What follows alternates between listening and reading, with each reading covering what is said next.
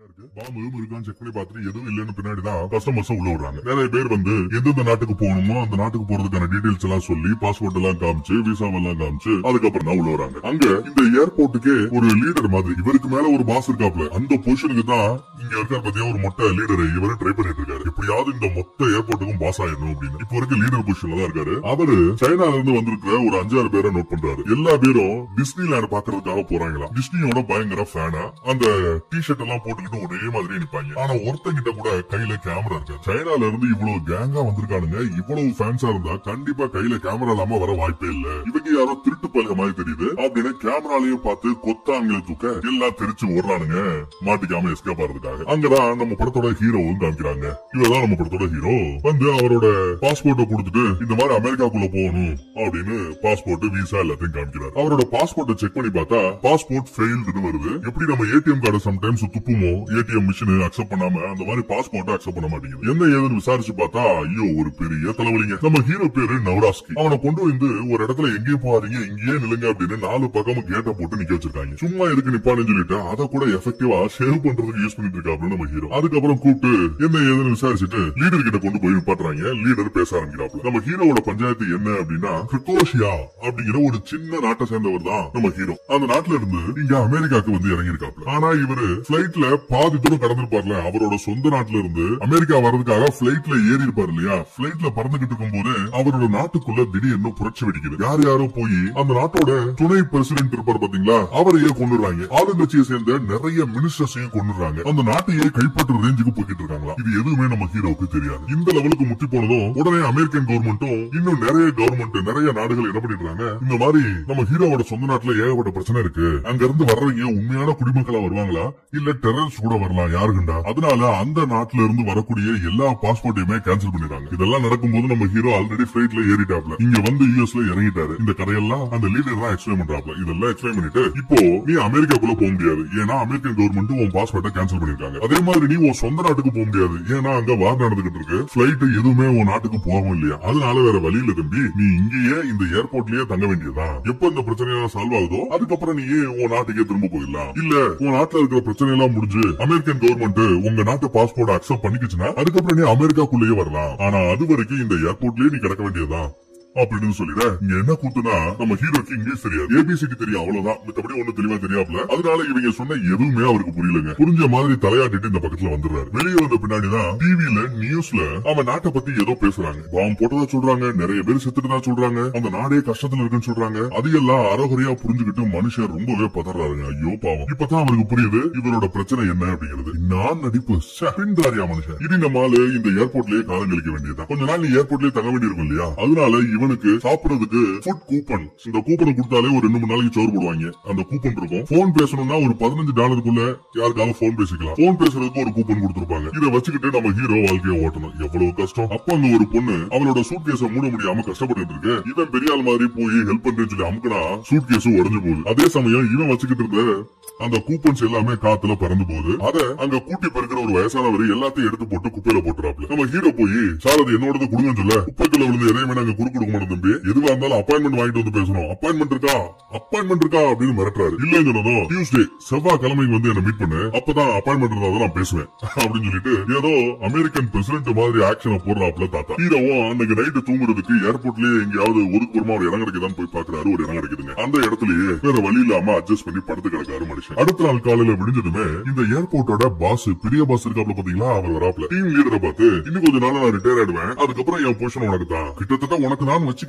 ஆனா அபிஷியலா appointment letter உனக்கு வர வரைக்கும் ஒரு ப்ரொமோஷன் லெட்டர் உனக்கு வர வரைக்கும் நீ ஒரு தற்காலிக பாஸா இருந்து எல்லாத்தையும் நல்லபடியா பாத்துக்கணும். உன்னை இன்டர்வியூ பண்றதுக்கெல்லாம் நிறைய பேர் வருவாங்க தம்பி. அப்பெல்லாம் நல்லபடியா நடந்துக்கணும் சரியா அப்படின்னு சொல்லிட்டு போறாப்ல அந்த பெரிய பாஸ். இவரு போய் பார்த்தா நிறைய பேரு போலீஸ்காரங்க டிவிலேயே என்னத்தையோ வச்சுதான் பாத்துட்டு இருக்காங்க. செக்யூரிட்டி கேமராஸ் வழியா எல்லாத்தையும் பாத்துட்டு இருக்காங்க. என்ன அவ்வளவு ஆர்வமா பாக்குறாங்க அப்படின்னா நம்ம ஹீரோ தாங்க. ஹாயா ஏதோ நம்ம வீட்டுல பாத்ரூம்ல எப்படி தெரியும் அந்த மாதிரி தெரியறாப்ல மனுஷன். அங்கேயே குளியல், அங்கேயே தங்கல் அப்படின்னு போகுது. ஆனா தினமும் காலையில ஒரு வேலையை மட்டும் நம்ம ஹீரோ சிறப்பா செஞ்சிருவாப்ல. கொண்டு போய் விசா கொடுக்கறதுக்கான ஒரு ஃபார்ம் நீட்டுவான். ஒரு லேடி ஆபீசர் கிட்ட, ஆபீசர் அமெரிக்காக்குள்ள போகணும் அப்படின்னு ஃபார்ம் நீட்டுவான். இந்த ஃபார்ம் இல்ல சார், இன்னொரு பச்சை கலர் ஃபார்ம் இருக்கும், அந்த ஃபார்ம் ஃபில் பண்ணுங்கன்னு சொல்ல அந்த ஃபார்ம் ஃபில் பண்றதுக்கு போவான். இப்படியே அன்னைக்கு நாலு ஃபுல்லா இங்கேயே திரிவாங்க. ஏகப்பட்ட கூட்டம். எல்லா கூட்டத்தையும் தாண்டி மறுபடியும் அந்த லேடி ஆபீசர்கிட்ட போய் நின்னா அதுக்கப்புறம் செக் பண்ணி பாக்குறாங்க, இவங்கிட்ட வேலிடான பாஸ்போர்ட்டே இல்ல, ஏன்னா கண்ட்ரியே இல்லன்ட்டாங்க. இப்போ இந்த பிரச்சனை எல்லாம் சால்வ் ஆற வரைக்கும் உங்களால அமெரிக்காக்குள்ள கால் வைக்க முடியாது, என்ன மன்னிச்சுக்கங்கிறாங்க லேடி ஆபீசர். செவ்வாய்க்கிழமை அன்னைக்கு சோ அப்பாயின்மெண்ட் அந்த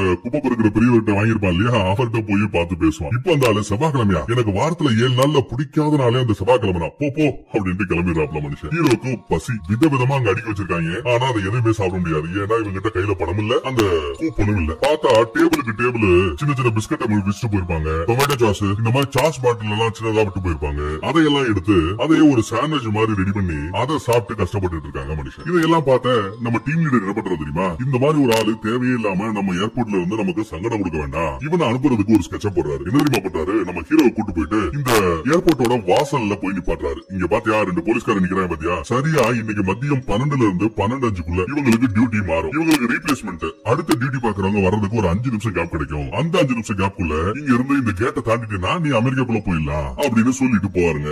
அறவரையான அவனுக்கு புரிஞ்சிருக்கும். சொல்லிட்டு இவர் போய் கேமரால வாட்ச் பண்ணிட்டு இருக்காரு. நம்ம ஹீரோ என்ன பண்றான் அப்படின்னு அவன் வெயிட் பண்ணிட்டு இருக்கான். கரெக்டா அந்த டைம் ஆகட்டும் வெளியே போயிடலாம் அப்படின்னு. கரெக்டா ஒரு போன் கால் வருது. அந்த போலீஸ் ஆபீசர்ஸ் கேட்ல இருந்து வெளியே போயிடுறாங்க. இப்ப கேமரா வழியா நம்ம ஹீரோவையே உத்து பாத்துக்கிட்டு இருக்காப்ல இந்த டீம் லீடர். வெளியே போ அப்படின்னு ஆர்வமா எதிர்பார்த்துட்டு இருக்காரு. இவனும் வெளியே போவான். அதே சமயம் திடீர்னு ஒண்ணு நோட் பண்றான். நம்ம ஹீரோ எங்க போறான் என்ன பண்றாங்கறத அந்த கேமரா வழியா யாரோ வாட்ச் பண்றாங்க அப்படிங்கறத ரொம்ப நீட்டா புரிஞ்சுக்கிறாங்க. முன்னாடி போனா கேமரா முன்னாடி போகுது, பின்னாடி போனா கேமரா பின்னாடி போகுது, உட்காந்தானா கேமரா கீழே இறங்குது. புரிஞ்சுக்கிட்டான் இது அந்த டீம் லீடர் போட்ட சரி, நம்மள இருந்து வெளியே தள்ளி வரதுக்காக மனுஷன் ஏதோ ஒரு ஸ்கெட்சப் போடுறான்னு புரிஞ்சுக்கிட்டு அந்த கேமரா முன்னாடியே நின்று எனக்கு ஒன்னும் அவசரம் இல்ல, நான் பொறுமையாவே இருந்து போறேன் அப்படின்னு கத்துறான். ஐ வெயிட் அப்படின்னு கத்துவான். நம்ம ஹீரோ என்னதான் கஷ்டப்பட்டுக்கிட்டு இருந்தாலும் அட்லீஸ்ட் ஒரு $1 $2 கிடைச்சா கூட ஓரளவு அவனால அங்க சமாளிக்க முடியும். ஏன் $1 25 சென்ட் கிடைச்சா கூட போதும், எப்படா சம்பாதிக்கலாம் யோசிச்சுட்டு இருக்கும் போது அங்க ஒரு வயசான அம்மா அங்க இருக்கிற நிறைய இந்த ட்ராலிஸ் இருக்கும் இல்லையா, அதை எல்லாத்தையும் கொண்டு வந்து ஒரு இடத்துல நிப்பாட்டினது ஒரு மெஷின்குள்ள இருந்து கொஞ்சம் பணம் கிடைக்கும். இது ஒரு ஆட்டோமேட்டட் மெஷினுங்க. இந்த மாதிரி ட்ராலி ஏர்போர்ட்ல அங்கே இங்கே கிடந்தா நல்லா இருக்காது இல்லையா, பாக்குறதுக்கு கன்றாவியா இருக்கும் இல்லையா. அதனாலதான் இந்த ட்ராலி எல்லாத்தையும் யாராவது எடுத்து போட்டாங்கன்னா காசு கொடுக்குற மாதிரி ஒரு மிஷினை ரெடி பண்ணி வச்சிருப்பாங்க இந்த ஏர்போர்ட்டை சேர்ந்தவங்க. அதை நம்ம ஹீரோ பாக்குறான். இது நல்லா இருக்கு அப்படின்னு அங்க இருக்கிற அத்தனை ட்ராலியை இழுத்து கொண்டு போய் அந்த மெஷின்ல கனெக்ட் பண்ணி கொஞ்சம் கொஞ்சமா காசு சம்பாதிப்பான். அந்த காசை வச்சு நல்லா பிடிச்ச மாதிரி நல்லா சாப்பிட்டு நல்லா தெம்பா இருக்காங்க. இதையெல்லாம் பாத்துக்கிட்டு இருந்த டீம் லீடருக்கு கோவம் வருமா இல்லையா, அவருக்கு கோவம் வருது. அதே சமயம் நம்மால அவனோட இங்கிலீஷ் நாலேஜ வளர்த்துக்கிறதுக்காக இவனுக்கு தெரிஞ்ச அவனோட சொந்த மொழி ஒரு ஃபாரின் லாங்குவேஜ் ரஷ்யா மொழி மாதிரி இருக்கும். அது ஹங்கேரியனா ஏதோ ஒரு மொழி சொல்றாங்க. அந்த மொழியில ஒரு புக் வச்சிருப்பான். அதே மாதிரி புக் இங்கிலீஷ்லயும் இருக்கும். அந்த புக்கையும் எடுத்துப்பான். அந்த 2 புக்கையும் நைட்டு வச்சு படிப்பான். படிச்சு பார்த்து ஓ இதான் இங்கிலீஷா அப்படின்னு கொஞ்சம் கொஞ்சமா இங்கிலீஷையும் கத்துக்க ஆரம்பிச்சிடுறாங்க. டெய்லி அந்த லேடி ஆபீசர் இருப்பாங்கல்ல அவங்கள போய் பாக்குறது. அவங்களும் உங்ககிட்ட வேலிடான பாஸ்போர்ட் இல்லங்கிறதுனால விசா கொடுக்க முடியாது ரிஜெக்டட் அப்படின்னு முத்திர குத்தி அனுப்புறது. இப்படியே போய்கிட்டு இருங்க.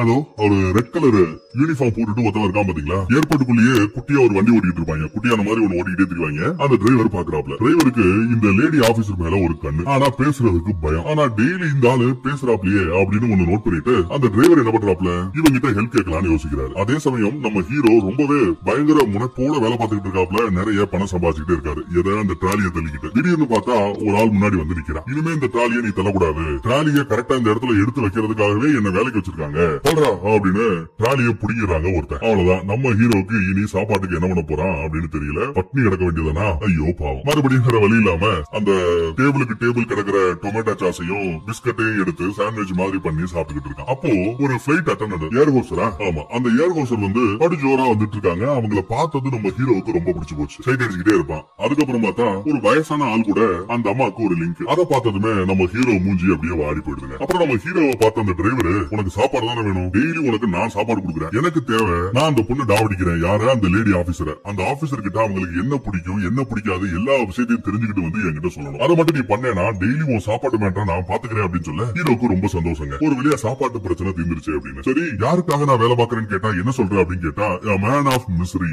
அப்படின்னு சொல்லிருக்காப்ல. இவனும் அடுத்த நாளே போவான். அந்த லேடி ஆபீசர்ட்ட பேச ஆரம்பிப்பான். உங்களுக்கு என்ன பிடிக்கும், படம் எல்லாம் பார்க்க பிடிக்குமான்னு கேட்டா படம் எல்லாம் பிடிக்காதான், வேற ஏதாவது பிடிக்கும் சொல்லுவாங்க. இப்படியே கொஞ்சம் கொஞ்சமா அவங்களுக்கு பிடிச்சது பிடிக்காததுன்னு எல்லா இன்ஃபர்மேஷனையும் கேதர் பண்ணி வந்து இந்த டிரைவருக்கு சொல்லிக்கிட்டே இருப்பான். நல்லா பேசுனதும் அவங்க கொஞ்சம் ஓப்பனா அவங்க பர்சனல் லைஃப் எல்லாம் பேச ஆரம்பிச்சிருக்காங்க. ஆக்சுவலா அவங்களுக்கு ஒரு பாய் ஃப்ரெண்ட் இருந்தானா, ஆனா அவன் சீட்டிங் பார்ட்டி இன்னொரு பொண்ணு கூட அட் டைம்ல கம்பெனி கொடுத்துட்டு இருந்ததுனால நம்ம லேடி ஆபீசர் அவங்க கூட பிரேக்கப் பண்ணிக்கிட்டாங்க. இனிமே உனக்கு எனக்கு செட் ஆகாது, ஓடி போனான்னு வட்டி விட்டாங்க. அதனால நீ சின்சியரா அந்த பொண்ணை காதலிக்கணும், சீட்டிங் பண்ணக்கூடாது, சரியா அப்படின்னு கேட்க அந்த டிரைவரும் ரொம்பவே சரி நான் சீட்டிங் எல்லாம் பண்ண மாட்டேன் அப்படின்னு சொல்றான். டெய்லி வந்து இந்த மாதிரி ஒருத்தர் உங்களை பத்தி விசாரிக்க சொல்றான்னு பேசும்போது அந்த பொண்ணுக்குமே தன்னை பத்தி விசாரிக்க நினைக்கிற அந்த ஆள் யாருன்னு ஒரு ஃபீல் வரும்ல. அது யாரு, அவங்க பேர் என்னன்னு விசாரிச்சா இவன் சொல்ல மாட்டான். ஏன்னா டிரைவர் சொல்லக்கூடாதுன்னு சொல்லி வச்சிருக்காரு. இப்படியா அவங்க ரெண்டு பேருக்கு நடுவுல ஒரு காதல் புறாவா பறந்துகிட்டு இருக்காப்ல நம்ம ஹீரோ. திடீர்னு ஒரு நாள் நம்ம ஹீரோ கூப்பிட்டு உட்கார வைக்கிறாரு டீம் லீடர். அவன் பட்னியா கிடப்பான்னு நிறைய ஆர்டர் பண்ணி சாப்பிட சொல்லுவாரு. ஆனா அதுக்குள்ள இவன் நான் நல்லா சாப்பிட்டிருக்கேன், எனக்கு எதுவும் வேண்டாம் அப்படின்றான். இது நம்ம டீம் லீடர் எதிர்பார்க்கவே இல்லை. அதுக்கப்புறம் ஒரு மேட்டர், சட்டத்தில் இருக்கிற ஒரு சின்ன ஓட்டையா அவர் பயன்படுத்திருக்காப்ல. அவர் என்ன சொல்றாருன்னா, ஏதோ ஒரு கண்டுபிடிச்சிருக்காப்ல. அவர் என்ன சொல்றாருன்னா, அமெரிக்காக்குள்ள போகணுமா, ஒரு நல்ல ஐடியா ஒண்ணு இருக்கு. யாராவது ஒருத்தர் ஏர்போர்ட் வரைக்கும் வந்துட்டு திரும்பி தன்னோட சொந்த நாட்டுக்கு போக விரும்பல, எனக்கு பயமா இருக்கு அப்படி இப்படின்னு ஏதாவது சொன்னாங்கன்னா உடனே அவர் மேல ஒரு கேஸ் போட்டு அமெரிக்காக்குள்ள நாங்க அனுப்பிச்சிருவோம். அந்த கேஸ ஜட்ஜையா தான் விசாரிச்சு பதில் சொல்லணுமா. ஜட்ஜையா விசாரிக்கிறதுக்கு கிட்டத்தட்ட 6 மாசம் ஆகுமா. அந்த 6 மாசம் நீ அமெரிக்காக்குள்ள ஜாலியா இருக்கலாம். 6 மாசத்துக்கு அப்புறம் ஒரு டேட் கொடுத்து ஜட்ஜையா உன்னை பார்க்க வர சொல்லும் போது நீ ஜட்ஜையா கிட்ட போய் சொல்லணும், இருக்கு என்னோட சொந்த நாட்டுக்கு போறதுக்கு விருப்பம் இல்ல அப்படின்னு சொல்லணும். நீ சொல்ற காரணம் ரொம்பவே சரியா இருந்தா அவரே உனக்கு ஒரு ரெஃப்யூஜி, இந்த அகதிகள் சொல்றோம் பாத்தீங்களா, அந்த மாதிரி ஒரு ஸ்டேட்டஸ் கொடுத்து உன்னை அமெரிக்கால தங்க வச்சிருவாங்க. எப்படி ஐடியா? இதுக்கு தேவை என்னன்னா, நான் கேட்க போற அந்த கேள்விக்கு நீ ஆமா எனக்கு பயம்னு சொன்னா போதும் அப்படின்னு சொல்ல இவனும் ஓகே சரி நீங்க கேளுங்க நான் சொல்றேன்னு தயாரா இருக்காங்க. இப்ப நம்ம ஆளுக்கு ஓரளவு இங்கிலீஷ் நல்லா தெரியுது. இப்போ அவர் கேக்குறாரு, உனக்கு உன்னோட சொந்த நாடான கிரகோஷாக்கு திரும்ப போறதுக்கு பயமா இருக்கா இல்லையா அப்படின்னு கேட்டா எனக்கு பயம் இல்லையே அப்படிங்கிறான். தம்பி நல்லா யோசிச்சு சொல்லு, நீ பயப்பட்டா மட்டும்தான் அமெரிக்காக்குள்ள உன்னை அனுப்ப முடியும், மறுபடியும் கேட்கிறேன் அப்படின்னு மறுபடியும் கேள்வியை ரிவைஸ் பண்றாப்ல. இப்போ சொந்த நாடான கிரகோஷியால புரட்சி வெடிச்சுக்கிட்டு இருக்கு. துணை ஜனாதிபதியவே சுட்டு கொண்டுட்டாங்க. அங்க எங்கேயும் பாம் அடிச்சுக்கிட்டு இருக்கு. சாப்பாட்டுக்கு வழி இல்ல. இவ்வளவு கஷ்டப்பட்டுக்கிட்டு இருக்கிற அந்த ஆபத்தான நாட்டுக்கு நீ திரும்ப போறதுக்கு உனக்கு பயமா இருக்கா இல்லையா அப்படின்னு கேட்டா பயம் இல்லங்கிறான். இவருக்கு பயங்கர காண்டாது. டேய் நான் சரியா தான் கேக்குறேன், ஏன்டா அப்படி எதுனா பாப்ப மாட்டேங்கிற அப்படின்னு கேட்டா யாருக்காவது அவனோட சொந்த நாட்டை பார்த்து பயம் வருமா? எனக்கு அந்த பயம் இல்லன்னு சொல்ல இவன் உருப்பட மாட்டான். சரி இவனை அனுப்பி விடு அப்படின்னு சொல்லி அனுப்பிச்சுட்றாப்ல மனுஷன். எங்க ஏர்போர்ட்ல தெரியறதுக்கு தான் அமெரிக்காக்குள்ள இருந்தாலும் அனுப்பிச்சாலும் இந்த ஆளு பாத்தீங்கன்னா எப்பவுமே ரூல்ஸ் அண்ட் ரெகுலேஷன் தானா, ரூல்ஸ் தான் தெரியாப்ல. கொஞ்சம் ரூல்ஸை பிரேக் பண்ணி ஆளுக்கு ஏத்த மாதிரி நடந்துக்கிற அந்த பக்குவம் இல்ல இந்த ஆளுக்கு. அப்பதான் நம்ம ஹீரோ அவனோட டாவடிக்கிற பொண்ணை பாக்குறான். அந்த ஏர் ஹோஸ்டர் போன்ல அவங்களோட காதலன் கிட்ட பேசிட்டு இருக்க மாதிரி தெரியுதுங்க. இவனும் பக்கத்திலேயே ஒரு போன் எடுத்து காதுல வச்சுக்கிட்டு அவங்க என்ன பேசுறாங்கன்றத ஒட்டி கேட்டுக்கிட்டு இருக்கான். அதுக்கப்புறம் தான் தெரிய வருது அந்த பொண்ணு பேசிட்டு இருக்கிறது காதலன் கூட இல்ல, கள்ள காதலன் கூட. அதாவது அந்த ஆளுக்கு ஏற்கனவே கல்யாணம் ஆகி பொண்டாட்டி இருக்கு. பொண்டாட்டிக்கு தெரியாம இந்த ஏர் ஹோஸ்டர் கூட கொஞ்சம் அப்படி இப்படின்னு இருக்கேன். பொண்டாட்டி தான் முக்கியம்னு இவங்களை பிரேக்கப் பண்ணிட்டாங்க போல. இவங்க பாக்குறதுக்காக 4-5 பிளைட் எல்லாம் தாண்டி இங்க வந்திருக்காங்க. பட் அவன் வர முடியாது, என் பொண்டாட்டிக்கு ஒரு முக்கியமான பங்கன் இருக்குன்னு சொல்லி போன கட் பண்ணிடுறாங்க. இவனுக்கு பயங்கர வருத்தம். அதையெல்லாம் நம்ம ஹீரோ ஒட்டி கேட்டுட்டு இருப்பான் இல்லையா, அதை பார்த்துட்டு இந்த ஆம்பளைங்களே இப்படித்தான், என்ன போன் பேசிட்டு இருக்கியா, போன் வயர் அந்து போய் 4 மாசம் ஆச்சு அப்படின்ட்டு அங்க மெயின்டெனன்ஸ் ஸ்டிக்கர் ஒட்டி இருக்கும். அந்த ஸ்டிக்கரை எடுத்து இவன் மேல ஒட்டிட்டு போறாங்க. ஹீரோக்கு சேம் பப்பி ஷேம் ஆயிடும். இல்ல மேடம் ஏதோ நீங்க அழுவிட்டு இருக்கீங்களே என்ன ஏதுன்னு தெரிஞ்சுக்கலாம் தான் வந்தேன்னு சொல்ல அவங்க வாட்டுக்கு எல்லாத்தையும் புலம்பி தள்ளுறாங்க. அவன் கல்யாணம் ஆனவன் தெரிஞ்சுதான் நான் அவன் கூட இருந்தேன், என்ன பண்றது என் புத்தி அப்படி. இதுக்கும் பொண்டாட்டி விட்டுட்டு என் கூட வா என்ன கல்யாணம் பண்ணிக்கலாம் கேட்கவே இல்லப்பா. ஆனாலும் அந்த ஆளு பாரு என்ன அவாய்ட் பண்ணிட்டு பொண்டாட்டி கூட தெரியுதா. இந்த மாதிரி ஆளுகளை விடு என் புத்திய செருப்பால் அடிக்கணும் புலம்பிக்கிட்டே இருக்காங்க. ஹீரோ கொஞ்சம் நல்லபடியா பேசி பழனதும் சரி வாங்கல நைட்டு போய் டின்னர் சாப்பிட்டு வருமா, எனக்கு இங்க அமெரிக்கால ஒரு ஃபேமஸான ஹோட்டல் இருக்கும், எனக்கு நல்லா தெரிஞ்ச ஹோட்டல் தான், வாங்க நைட்டு சாப்பிடலாமா அப்படின்னு கேட்க ஹீரோ இல்ல முடியாதுங்கிறாங்க. இந்த பொண்ணு கூப்பிட்டு முடியாதுன்னு சொன்ன ஒரே ஆம்பளை நம்ம ஹீரோ தான். அதனாலேயே அவங்களுக்கு நம்ம ஹீரோவை பிடிச்சு போச்சு. ஆனா முடியாதுன்னு சொல்லிட்டானே கொஞ்சம் சேம் பப்பி ஷேமா இருக்கும். அவங்க சோகமா போயிடுறாங்க. எதுக்கு நம்ம ஹீரோ முடியாதுன்னு சொல்லிருக்கான் தெரியுமா, ஒரு பொண்ணை ஹோட்டலுக்கு கூட்டு போனா செலவு நம்ம தானே பண்ணணும். இவங்கிட்ட எங்க காசு இருக்கு, ஃபர்ஸ்ட் ஆஃப் ஆல் இவனால ஏர்போர்ட்டை தாண்டி வெளியில கால் வைக்க முடியுமா, அதனாலதான் அவாய்ட் பண்ணிட்டே இருந்தான். சரி அந்த பொண்ணுக்கு இங்க ஏர்போர்ட்ல இங்க இருக்கிற ஏதாவது ஒரு ஹோட்டல்ல வச்சு சாப்பாடு வாங்கி கொடுக்கலாம் அப்படின்னு பார்த்தா அதுக்கும் காசு வேணும். காசு வேணும்னா வேலை வேணும். வேலை தேடி போறான். எங்க அதே ஏர்போர்ட்ல இருக்கிற நிறைய கடையா போய் வேலை கேட்கறான். ஒருத்தரும் வேலை கொடுக்க மாட்டேங்கிறாங்க. ஒரு வேலை கொடுக்கறதா இருந்தா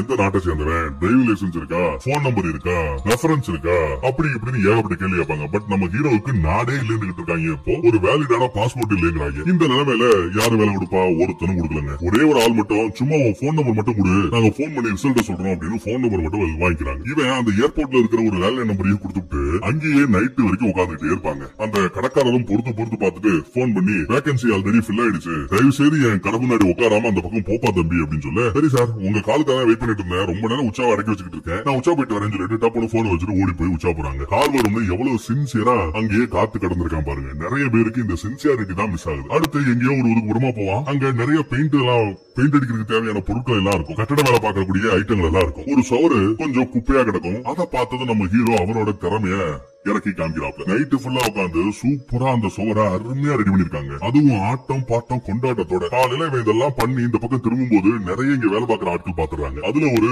மேஸ்திரி இருப்பாப்ல, தொட்டு போட்டு தெரியாது. அந்த மேஸ்திரி பார்த்துட்டு யாரா நீ, என் டீம்ல நீ வேலைக்கு இல்லையே அப்படின்னு கேட்க, இல்ல சார் உங்களுக்கு எதிராக வேலை பார்ப்பான்ல, கான்ட்ராக்ட் எல்லாம் வாங்குவான்ல, அந்த ஆள் கிட்ட வேலை பாக்குறவனா இருக்குன்னு சொல்ல, இனிமே நீ என் கிட்ட தான் வேலை பாக்குறேன். நாளை காலையில 6:30 மணிக்கு ஷார்ப்பா வந்து 1 மணி நேரத்துக்கு உனக்கு $19 தரேன் அப்படிங்கிறாங்க. சாம காசு அது. ஏன்னா ஆள் கிட்ட அந்த அளவுக்கு திறமை இருக்கு. இவனுக்கு ரொம்ப சந்தோஷம். எனக்கு வேலை கிடைச்சிருச்சு, வேலை கிடைச்சது குஷி ஆயிட்டு மேஸ்திரிக்கு ஒரு தேங்க்யூ சொல்லிட்டு போறான். அடுத்த நாள்ல இருந்து வேலை பார்க்க ஆரம்பிச்சிடறான். சிறப்பான வேலை, நல்ல சம்பாத்தியம். அது மட்டும் இல்லாம நம்ம டிரைவர் ஒரு நாள் நம்ம ஹீரோவை வர சொல்லிருப்பான். ஹீரோவும் இவங்களை பாக்குறக்கா ஒரு இடத்துக்கு வந்தா ஹாயா ஒரு 4 பேர் உட்காந்துட்டு இருக்காங்க. நம்ம டிரைவர், அந்த பெருசு, அப்புறம் ஒரு கருப்பனை உட்கார்ந்து இருப்பாப்ல. அவர் இந்த செக்யூரிட்டி பெட்டி எல்லாத்தையும் செக் பண்ணி அங்கே இங்கே தள்ளி விட்டுட்டு இருப்பான் பாத்தீங்களா, அந்த வேலை பாக்குறவங்க தான். இங்க அந்த பெருசு இருக்காரு பாத்தீங்களா, அவர் இந்தியன் நினைக்கிறேன். இந்தியன் தாத்தா தான் தோணுது எனக்கு. அந்த இந்தியன் தாத்தா என்ன பண்றாப்ல, நான் இந்த ஆளை நம்ப மாட்டேன், இந்த ஆள் எப்ப பார்த்தாலும் நம்ம டீம் இருக்கிட்டே ஏதாவது பேசிக்கிட்டே இருக்கான், ஒருவேளை இவன் ஸ்பையா இருந்தா நம்மளை பத்தி விசாரிக்கிறதா வந்திருக்கா அப்படின்னு பயப்படுறாப்ல இந்தியன் தாத்தா. உனக்கு என்ன, இவனை பார்த்து உனக்கு என்ன பயம் கேட்டா, நாம ஏதாவது பேசிட்டு இருக்கும் போது அதை ரெக்கார்ட் பண்ணி போலீஸ் கிட்ட கொடுத்துருவாங்க, எனக்கு பயமா இருக்கு. இவன் உடம்புல கூட வயர் ஏர் எல்லாம் மாட்டி வச்சிருப்பான், ரெக்கார்டிங் சிஸ்டம் எல்லாம் மாட்டி வச்சிருப்பான், யாருக்கு தெரியும் அப்படின்னு சொல்ல, இவனை ஒரு தடவை எக்ஸ்ரே ஸ்கேன் பண்ணா அவனுக்கு ஓகேவா அப்படின்னு கேட்க, இந்தியன் தாத்தாவும் சரின்னு சொல்ல, அப்படியே கொண்டு போய் எக்ஸ்ரே மிஷினுக்குள்ள விட்டு பாக்குறாங்க. அப்பயும் நம்மால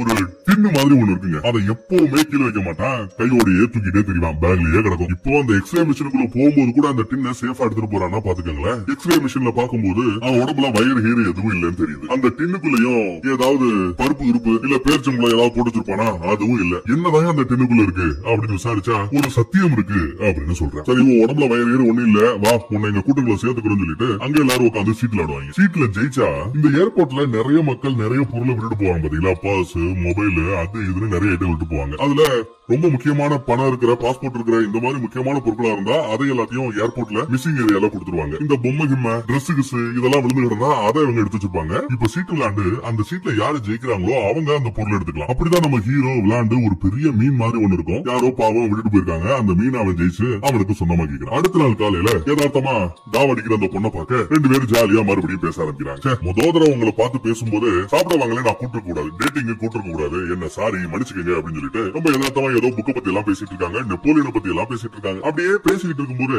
பசிக்குது, வாங்கல லஞ்ச் போய் சாப்பிடலாமா அப்படின்னு மறுபடியும் டேட்டிங் கூப்பிட, ஐயோ பாருங்க உங்க கூட சேர்ந்தாப்புல பேசுறதுக்குள்ள 2 தடவை உங்களை கூப்பிட்டேன், நீங்க வர மாட்டீங்கன்னு எனக்கு தெரியும், நீங்க ஜென்டில்மேன், சரி நான் கிளம்புறேன்னு சொல்ல, இல்ல நான் வரேங்கிற. அப்படியா என் கூட சாப்பிடறதுக்கு நீங்க ரெடியா அப்படின்னு கேட்க, அவனும் ஆமாங்கிற. அதே சமயம் பேஜர் அடிக்குது. யாருக்கு? அந்த டாவ் அடிக்கிற பொண்ணுக்கு. அந்த பக்கம் கூப்பிடுறது யாரு? எமர்ஜென்சிக்காக யாரும் இல்லங்க, அந்த கள்ளக்காதல் இருக்கான்ல, அவன் தான் இவளை பாக்குறதுக்கு வந்திருக்கான் போல. பண்றது தப்புதான் தெரியுது, இருந்தாலும் திருந்த முடியல, என்ன மனுஷிக்க அப்படின்னு சொல்லிட்டு அந்த பொண்ணு அவனை பாக்குறதுக்கு கிளம்பி போயிடுதுங்க. அப்புறம் நம்ம டீம் லீடர் என்ன பண்றாப்ல, அவரோட கேமரா வச்சு எங்க அந்த ஆளுன்னு தேடி பிடிச்சு நம்ம ஹீரோவை பாக்குறாப்ல. ஹீரோ படு ஜோரா கட்டட வேலை பாக்குறவங்க கூட சேர்ந்துகிட்டு ஒரு பெரிய பிளான் எல்லாம் போட்டு கொடுத்துட்டு இருக்கான், பெரிய ஸ்கெட்ச் போட்டு கொடுத்துட்டு இருக்கான். எவ்வளவு அந்த ஆளு சம்பாதிக்கிறான் அப்படின்னு கேட்டா மணிக்கு $19 இந்தியன் மதிப்புல கிட்டத்தட்ட மணிக்கு ஒரு 1500 ரூபான்னு வச்சுக்கோங்களேன். 1 மணி நேரத்துக்கு 1500 ரூபாய், 10 மணி நேரம் வேலை பார்த்தா ஒரு நாளைக்கு 15000 ரூபாய் சம்பாத்தியம். இதை கேள்விப்பட்டதுமே டீம் லீடர் ஒரு செகண்ட் ஆடி போறாருங்க. என்னையா சொல்ற, ஏன் சம்பாத்தியத்தை விட இவன் அதிகமா சம்பாதிக்கிறானே அப்படின்னு சாக்காயிராப்ல மனுஷன். பக்கத்துல இருந்த போலீஸ்காரர், என்ன பண்றது சார், ரியல் எஸ்டேட் பிசினஸ், அவங்க தான் நல்லா சம்பாதிக்கிறாங்க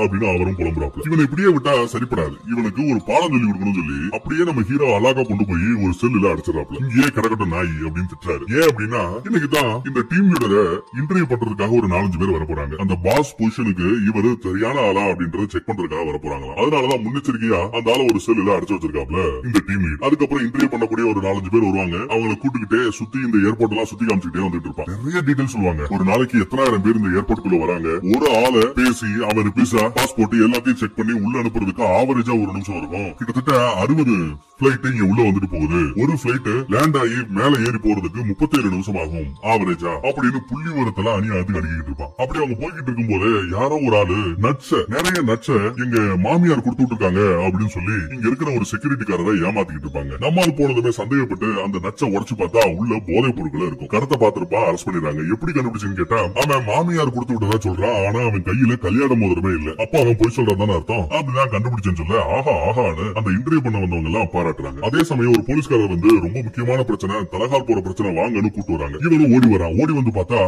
இங்க ஒரு ரஷ்ய நாட்டை சேர்ந்தவர். அவருக்கு இங்கிலீஷ் தெரியாது, ரஷ்யன் மொழி மட்டும் தான் தெரியும். அவரு கழுத்துல ஒரு கத்தி வச்சுட்டு நானே குத்திக்கிட்டு செத்துருவேன், குத்திடுவேன், தற்கொலை பண்ணிடுவேன் மிரட்டுறாரு. எல்லா போலீஸும் பதறாங்க. கிட்டத்தட்ட 20 போலீஸுக்கு மேல இருப்பாங்க. யாரும் எதுவும் பண்ண முடியல. ஒரு கையில கத்தி, இன்னொரு கையில மாத்திரை. ரஷ்யன் மொழியிலேயே அவர் கத்திக்கிட்டு இருக்காரு. எங்க அப்பாவுக்கு இந்த மாத்திரை இல்லைன்னா எங்க அப்பா செத்துருவாரு. இதை வாங்குறதுக்காக தான் நான் வரவே செஞ்சேன். தயவு செய்து இந்த மாத்திரை எடுத்துடாதீங்க, இதை நான் கொடுக்க முடியாது அப்படின்னு கத்திக்கிட்டு இருக்கான். ஆனா இது எல்லாமே ரஷ்யன் மொழியில சொல்லிட்டு இருக்கேன். அந்த போலீஸ்காரங்க யாருக்கு எதுவும் புரியலங்க. அந்த மருந்தை கொடுக்க மாட்டேங்கிறான். மருந்தை கொடுக்கனா குத்திக்கிட்டு சாவேன்றாங்கிறத மட்டும் செய்தியில இவங்க புரிஞ்சுக்கிறாங்க. ஆனா ரஷ்ய நாட்டுக்கு பக்கத்துல தானே நம்ம ஹீரோவோட சொந்த நாடு இருக்கு. அப்ப அவனுக்கு ஏதாவது அறகுறையா புரிஞ்சா கூட பரவாயில்லன்னு சொல்லி நம்ம ஹீரோவை போய் பார்த்து எனக்கு ஒரு ஹெல்ப் பண்ணுன்னா உன்ன நான் அமெரிக்காக்குள்ள விடுறதுக்கு ஏதாவது ஹெல்ப் பண்றேன்னு சொல்லி ஹீரோவை கூட்டிட்டு வராங்க. ஹீரோ இங்க வந்து பார்த்தா என்ன நடக்குது அப்படிங்கறத ஓரளவு பார்த்து புரிஞ்சுக்கிறான். அந்த ஆள்கிட்ட ஏதோ அந்த ஹங்கேரியன் மொழியில ஏதோ பேசுறாப்ல. நம்ம ஹீரோ பேசுற மொழியும் இந்த ரஷ்யன் மொழியும் ஓரளவு ஒத்து போகும். அதனால அவன் பேசுறத ஓரளவு புரிஞ்சுக்கிட்டு மொழிபெயர்த்து சொல்றாரு. என்ன சொல்றாருன்னா, அவங்க அப்பாவுக்கு உடம்பு முடியலையா, இந்த மாத்திரை எல்லாம் அமெரிக்கால தான் கிடைக்குமா, அதனால வாங்க வந்திருக்காரு. இந்த மாத்திரை போய் சேரலைன்னா அவங்க அப்பா இறந்துருவாரா அப்படின்னு மொழிபெயர்த்து சொல்றான். அதை கேட்டதுமே இந்த டீம் லீடர் என்ன நம்ம சொல்றான், சரின்னு சொல்லணுமா இல்லையா, அதை விட்டுவிட்டு அமெரிக்கால இருந்து ஒரு டப்பா மாத்திரை போனா கூட உங்க நாட்டுல இந்த மாத்திரையை கேட்டா அந்த டாக்டரோட ரெசிப்ட் வேணும். எங்க நாட்டுல இருந்து ஒரு டாக்டர் ஆமா இந்த வியாதிக்கு இந்த மருந்து தான், இதை கொடுக்கறதுல தப்பு இல்ல அப்படின்னு ஒரு NOC ஃபார்ம் சைன் பண்ணி கொடுக்கணுமா. இந்த 2 ஃபார்ம் இருந்தா மட்டும்தான் இந்த மருந்து பொருட்களை நீங்க எடுத்துட்டு போக முடியும். ஐ எம் சாரி, உங்ககிட்ட இந்த டாக்குமெண்ட் ஏதாவது இருக்கான்னு கேட்டா இல்ல, அப்ப என்னால கொடுக்க முடியாதுன்னு சொல்லி மருந்தை இங்க வச்சுட்டு நீங்க திரும்ப கிளம்பி போங்க அப்படின்னு சொல்றாப்ல டீம் லீடர். இவன் கதறாங்க. ஒரு டப்பா மட்டும் இல்ல, இவன் கிட்ட ஏகப்பட்ட டப்பா இருக்கும். எல்லா டப்பாவையும் காமிச்சு இந்த மாதிரி அமெரிக்கால நிறைய கெடுபிடி இருக்குன்னு தெரிஞ்சுதான் நான் கனடால இருந்து பிளைட்ல வந்தேன். ஆனா தேவையே இல்லாம கனடா என்ன பண்ணிருக்காங்கன்னா அமெரிக்கன் ஏர்போர்ட்ல வந்து லேண்ட் ஆகி அதுக்கப்புறம் இங்க இருந்து ரஷ்யாவுக்கு போக போறான். போற ரூட்ல நடுவுல ஒரு ஸ்டாப் மாதிரி இங்க அந்த பிளைட் வந்திருக்கு. அங்க கூட இவங்க செக் பண்ணி அந்த மருந்துகளை எடுக்கிறானுங்க. இந்த மாத்திரை எல்லாம் கனடால வாங்கினது யூஎஸ்ல வாங்கலன்னு சொல்ல, அப்போ கனடா நாட்டுல ஒரு டாக்டரோட NOC ஃபார்ம் வேணும் இருக்கான்னு கேட்டு மறுபடியும் லாக் பண்றாரு டீம் லீடர். இதை எவ்வளவோ கதறாங்க, கால்ல விழுந்து கெஞ்சுறாங்க, எங்க அப்பா பாவம் அப்படின்னு. ஆனா அவனோட முடியல, இவங்களுக்கு எதுவும் புரியாது. வேற வழி இல்லைன்னு சொல்லி மாத்திரை எல்லாத்தையும் பிடிக்க வச்சிட்டாங்க.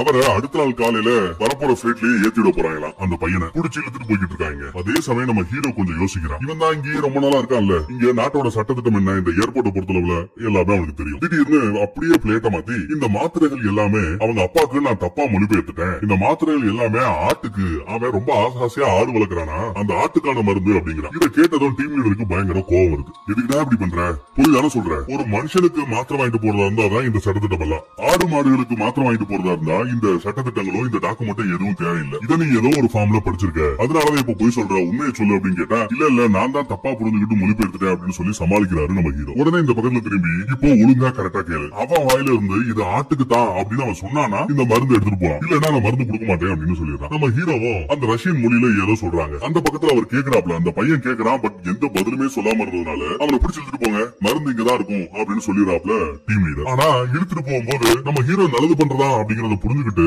அந்த பையன் இங்கிலீஷ்ல அவனுக்கு தெரிஞ்ச ஒரு வார்த்தை மெடிசன் ஃபார் கோட் அப்படின்னு இங்கிலீஷ்ல சொல்றான். ஆட்டுக்காக தான் மருந்து அப்படின்னு சொல்றான். மெடிசன் ஃபார் கோட் அப்படின்னு சொல்ல வேற வழி இல்லாம அந்த மருந்தை கொடுத்து தொலைங்கடா அப்படின்னு சொல்லிடுறாப்ல டீம் லீடர். அந்த பையனுக்கு அவ்வளவு சந்தோஷங்க. ஓடி வந்து நம்ம ஹீரோவை கட்டி பிடிச்சு முத்தம் கொடுத்து அவ்வளவு சந்தோஷத்தை வெளிப்படுத்துறான். ஆனா டீம் லீடருக்கு படு பயங்கரமா கோவம். இவன் என்னடா ஒரு தம்மா துண்டு ஒரு ஆளு எங்கேயோ ஒரு நாட்டுல இருந்து வந்துட்டு நம்மளையே இந்த பாடுபடுத்துறானேன்ற கோவத்துல அப்படியே கழுத்தை பிடிச்சு தர இழுத்துட்டு போய் ஜெராக்ஸ் எடுக்கிற மிஷின் இருக்கு பாத்தீங்களா, அதுல நிப்பாட்டி ஏதோ முற்ற மாதிரி நிப்பாட்டுறாங்க. நிப்பாட்டிட்டு என்ன தெரியுமா சொல்றான், இது என்ன விளையாட்டு நடிச்சிட்டு இருக்கியா, பெரிய புடியா, உன்ன அந்த செல்லுக்குள்ள போடுறதுக்கு எனக்கு எந்த காரணமே தேவையில்லை. 5 வருஷம் கூட உன்ன ஒரு செல்லுல என்னால உட்கார வைக்க முடியும். எனக்கு எதிர்த்தே போர் புரிய போறியா, எனக்கு எதிர்த்தே சண்டை பண்றியா, என்ன எதிர்க்கிறது அமெரிக்க நாட்டையே எதிர்க்கிறதுக்கு சமம், நீ செத்தாலும் அமெரிக்காக்குள்ள போக முடியாதா அப்படின்னு சொல்லி பயங்கரமா கத்திக்கிட்டு இருப்பாப்ல. அதே சமயம் எக்ஸ்ட்ரா இன்னும் ஒரு வார்த்தை வர்றாரு. ரொம்ப கேவலமா இந்த மேல் ஜாதி கீழ் ஜாதியை பார்த்து திட்டுவாங்க பாத்தீங்களா, அந்த மாதிரி ஏதோ ஒரு வார்த்தையை விட்டுறாருங்க. அதே சமயம் எதுக்க இந்த ஆளை இன்டர்வியூ பண்ண வந்த அந்த 5-6 பேரு நிக்கிறாங்க. எல்லாரும் முன்னாடியும் இப்படி இவன் கேவலமா நடந்துகிட்டான்ல, சேம் பப்பு ஷேம் ஆகி போடுதுங்க. செம்ம டேமேஜ்.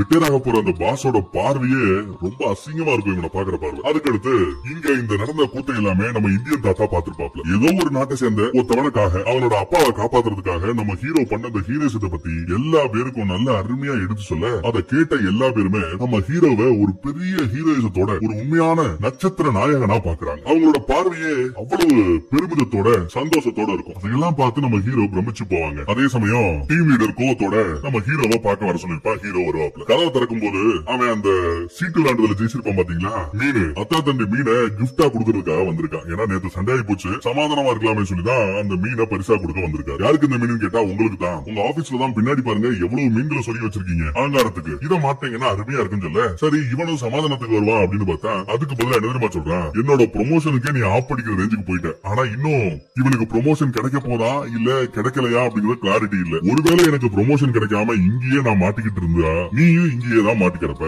அமெரிக்காக்குள்ள உனக்கு போக விட மாட்டேன் அப்படின்னு கொஞ்சம் மிரட்டுறாரு. இதுக்கெல்லாம் கேட்டதுமே மீன் உங்களுக்கு தர முடியாது அப்படின்னு சொல்லிட்டு கதவை திறந்துக்கிட்டு கோவத்தோட அங்கிட்டு போயிடுறான் மனுஷன். அடுத்து நம்ம ஹீரோ கொஞ்சம் அந்த கட்டட வேலையெல்லாம் பண்ணி சம்பாதிச்சிருப்பான்ல, அதை வச்சு ரொம்ப அருமையா ஒரு கோட்டு ஷூட் எல்லாம் வாங்குறாங்க. ஜம்முன்னு ரெடி ஆறான். இருக்குன்னா இவன் டாவடிக்கிற அந்த பொண்ணு அன்னைக்கு வர போறாங்களா, அவங்க எப்ப வராங்க போறாங்கிறத அவங்க ஃபைல் எல்லாம் யாருக்கும் தெரியாம ஓபன் பண்ணி பார்த்து அவங்க வர்ற டேட்டை கண்டுபிடிச்சு அன்னைக்கு டேட்டுக்கு தயாரா இருக்காரு நம்ம ஹீரோ. சாப்பாட்டுக்கு எப்ப பார்த்தாலும் அவங்க தான் கூப்பிட்டு இருப்பாங்க. டேட்டிங் வரையா, சாப்பிட போலாமா, டீ குடிக்க போலாமான்னு. இந்த தடவை நான் அவளை கூப்பிடணும் அப்படின்னு ரொம்ப வைராக்கியமா இருக்கா நம்ம ஹீரோ. அங்க வச்சுதான் நம்ம இந்தியன் தாத்தா இருக்காரு இல்லையா, அவர்கிட்ட இவன் பெருசு உன்னை பொண்ணு லவ் பண்ணிருக்கியா, கல்யாணம் பண்ணிருக்கியா அப்படின்னு கேட்க, இந்த பெருசுக்கு பின்னாடி இருக்கிற அந்த சரித்திரம் இப்பதாங்க தெரிய வருது. இவர் உண்மையிலேயே இந்தியன் தாத்தா தான், இந்திய நாட்டை சேர்ந்தவர் தான். அதுலயும் குறிப்பா இவர் ஒரு நார்த் இந்தியன். நம்ம மெட்ராஸ்ல சென்னையில தான் இந்த வெத்தலையில தான் மடிச்சு வச்சு கொடுப்பாங்க இல்ல, நிறைய நார்த் இந்தியன்ஸ் ஒரு கடை வச்சிருப்பாங்கல்ல, அந்த மாதிரி ஒரு கடை வச்சிருந்திருக்காரு. எப்பவும் போல நம்ம ஊர் லோக்கல் போலீஸ் வந்து தம்பி வரி கொடுக்கணும், வரி கொடு அப்படின்னு முதல் நாள் ஏதோ காசை வாங்கிட்டு போயிருக்காரு. காசை வாங்கி பழகின போலீஸ் சும்மா இருக்குமா, அடுத்த நாள் மறுபடியும் வரான், காசு வாங்குறான். 3ஆவது நாள் வராரு, காசு வாங்குறாரு. 4ஆவது நாள் 5ஆவது நாள் வரைக்கும் வந்துறாரு. இப்படி தினமும் காசு வாங்குறத பார்த்து இந்த தாத்தாவுக்கு கோவம் வந்துருச்சுங்க. 23 வருஷத்துக்கு முன்னாடி ஸ்டோரி சொல்றேன். அப்ப அவர் தாத்தா இல்ல, ஒரு மிடில் ஏஜ் ஆள் தான். கோவத்துல ஏதாவது சம்பாதிக்கிற காஞ்செல்லாம் இப்படியே அட்டை ரத்தத்தை உரியிற மாதிரி உரியறீங்களா, நீங்க எல்லாம் நல்லா இருப்பீங்களா பாவிகளா அப்படின்னு ஒரு கத்தி எடுத்து சொருகிறாரு போலீஸ். நல்ல வேலை போலீஸ்காரருக்கு ஒன்னும் உசுருக்கு ஆபத்து இல்ல, நெஞ்சில குத்தாம கொஞ்சம் சைட்ல குத்திருக்காரு. ஆனா வேற வழி இல்ல, அப்படியே அங்க இருந்து எஸ்கேப் ஆயிட்டாரு, ஓடி வந்துட்டாரு அந்த கொலைக்கு பயந்துகிட்டு. அப்படி அவர் ஓடி வரும்போது அவருக்கு ஒரு பொண்டாட்டி 2 குழந்தைங்க இருந்தாங்களா. 23 வருஷம் ஆச்சா, நான் இந்தியாவுக்கும் போகல, என் பொண்டாட்டி பிள்ளைகளையும் பாக்கல அப்படின்னு வருத்தத்தோட சொல்றாருங்க மனுஷன். அதெல்லாம் கேட்ட இவருக்கு ஷாக்கு நம்ம ஹீரோவுக்கு. என்னையா சொல்றேன், ஒருவேளை இங்க அமெரிக்கால இருக்கிறவங்க உங்ககிட்ட ப்ராப்பரான பாஸ்போர்ட் இல்ல, விசா இல்ல, நீங்க ஒரு குற்றவாளி, இதெல்லாம் தெரிஞ்சதுன்னா என்ன ஆகும் கேட்க, என்ன ஆகும், என்ன கொண்டு போய் இந்தியால இறக்கி விட்டுருவாங்க. இந்தியால என் மூஞ்சி முகரையெல்லாம் பார்த்து நான் தான் அந்த கொலை பண்ண தெரிஞ்சிருந்தா ஒரு 7 வருஷம் எனக்கு, அந்த கொலை முயற்சியை தெரிஞ்சிருந்தா ஒரு 7 வருஷம் எனக்கு தண்டனை கொடுப்பாங்க அப்படின்னு அசால்ட்டா சொல்றாரு. உங்களுக்கு பயமே இல்லையான்னு கேட்க, எதுக்கு பயம், இந்த ஏர்போர்ட்ல இருக்கிற தரைய நல்லா தொடக்கிற வரைக்கும் என்ன பிரச்சனை நடந்தாலும் சரி, நெஞ்ச நிமித்தாம தலை குனிஞ்ச மாதிரியே நான் வேலை பார்க்கிற வரைக்கும் யாரு என்ன எதுவும் கேட்க போறது இல்ல, யாரும் என்ன நோட்டீஸ் பண்ண போறதும் இல்ல அப்படிங்கிறாரு பெருசு. அதே சமயம் அந்த பொண்ணு வரதுக்கான அனௌன்ஸ்மெண்ட் வருது, அந்த பிளைட் வருது அப்படின்னு அனௌன்ஸ்மெண்ட் பார்த்ததும் ஹீரோ போய் ரெடியா காத்துக்கிட்டு இருக்கான். நம்ம ஹீரோ போய் பார்த்தா ஹீரோ எங்கேயோ இருக்காரு, அவரை காமிக்கல. நம்ம டிரைவர் இருக்கான்ல அவனை காமிக்கிறாங்க, ஹீரோயினை காமிக்கிறாங்க. ஹீரோயின் வராங்க, டிரைவர் வண்டியை போய் நிப்பாட்டிட்டு இந்த பக்கத்துல போக முடியாதுங்கிறாப்ல. அப்புறம் இன்னொரு பக்கம் போனா நம்ம பெருசு இந்தியன் தாத்தா ஈரமா இருக்கு, இந்த பக்கத்துல வராதீங்க அப்படின்னு இன்னும் ரூட்டா மாத்துறாரு. இன்னொரு ரூட்டுக்கு போனா அங்க நம்ம கருப்பு இருக்கான்ல, அவன் வண்டியை நிப்பாட்டிட்டு என்னமா பாத்து வாமா அந்த பக்கம் போமா அப்படின்னு விரட்டி விட, அவங்க அப்படியே என்னடா எல்லா பக்கம் ஒரு ரவுண்டு கட்டுங்களான்னு சொல்லிட்டு அவங்க ஒரு சந்து மாதிரி ஒரு கேப் 2 சீட்டுக்கு நடுவுல போக பொத்துன்னு கீழே போவாங்க. பார்த்தா அப்படியே அலாக்கா நம்ம ஹீரோவோட மடியிலேயே வந்து விழுகிறாங்க. வாவ், இப்படி நம்ம ரொம்ப ஆக்சிடென்ட் அடிக்கடி மீட் பண்றோம்ல அப்படின்னு அவங்களுக்கு ஷாக். ஹீரோக்கும் இவங்களை பார்த்ததுல சந்தோஷங்கிற மாதிரி ஆக்ட் பண்ணுவான். கையில நிறைய புக் வச்சிருப்பான், நெப்போலியன் புக் எல்லாம் வச்சிருக்கான். ஏன்னா அவங்களுக்கு பிடிக்குமா. ஷூட் எல்லாம் கோட்டு ஷூட் எல்லாம் சூப்பரா இருக்குன்னு சொல்ல, ஆமா ஆமா $150 கிட்டத்தட்ட 10,000 ரூபாய்க்கு செலவு பண்ணி கோட் ஷூட் வாங்கிருக்காங்க. என் கூட சாப்பிட வரீங்களா, நைட்டு சாப்பிடலாமான்னு கேட்க அவளுக்கும் சந்தோஷம். சரி சாப்பிடலாம், எங்க போலான்னு கேட்டா எனக்கு தெரிஞ்ச ஒரு பிளேஸ் இருக்கு, ஒரு இடம் இருக்கு, வாங்க நான் கூட்டு போறேன் அப்படின்னு சொல்லி கூட்டு வராங்க. நைட் ஆயிடுது, நிறைய பெருசா ஏர்போர்ட்ல கூட்டம் இல்ல, ஒரு தனி இடத்துக்கு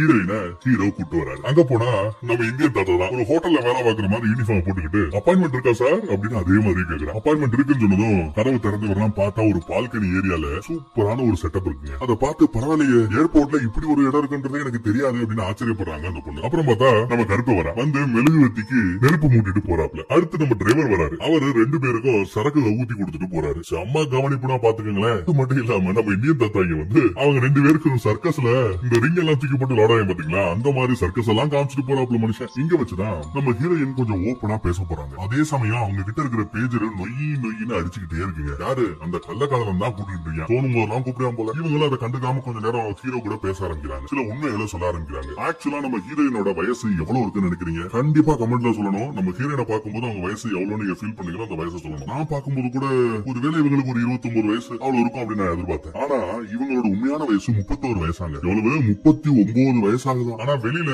இந்த மாதிரி யார்ட்டையாவது பேசணும் பழகணும்னு நினைச்சா வயசை கம்மி பண்ணி 33 சொல்லுவாங்க. அதுலயும் குறிப்பா இப்போ ஒரு கள்ளக்காதல் இருக்கான் பாத்தீங்களா, அவங்கிட்ட தன்னோட வயசு 29 சொல்லி வச்சிருக்கலாம். அதெல்லாம் நினைச்சு சிரிக்கிறான். மறுபடியும் பேசுற அடிக்க ஐம் சாரின்னு சொல்லிட்டு அங்க இருந்து வெளியே ஓடுறாங்க. அப்படியே அழுக ஆரம்பிக்கிறாங்க. ஹீரோ போய் பக்கத்துல ஆறுதலா பேச ஆரம்பிக்கிறாங்க. நீ உண்மையை சொல்லிட்ட, நானும் உண்மையை சொல்ல வேண்டாமா, நான் இங்கதான் தங்கியிருக்கேன் அப்படிங்கிறான். இங்க நான் எங்கன்னு கேட்டா கேட் 67 கீழே தான் தங்கியிருக்கேன். எப்பவுமே நான் இங்கதான் இருக்கேன். இரவு பகல்னு பார்க்காம எல்லா நேரமும் நான் இங்கதான் இருக்கேன். அப்பேற்பட்ட ஒரு வரவாங்கிட்டு வந்திருக்கேன் அப்படின்னு வருத்தப்படுறாரு. உடனே ஹீரோயின் நம்ம கஷ்டத்தை விட இவன் கிட்ட இருக்கிற கஷ்டம் ஒண்ணும் பெருசா தெரியல.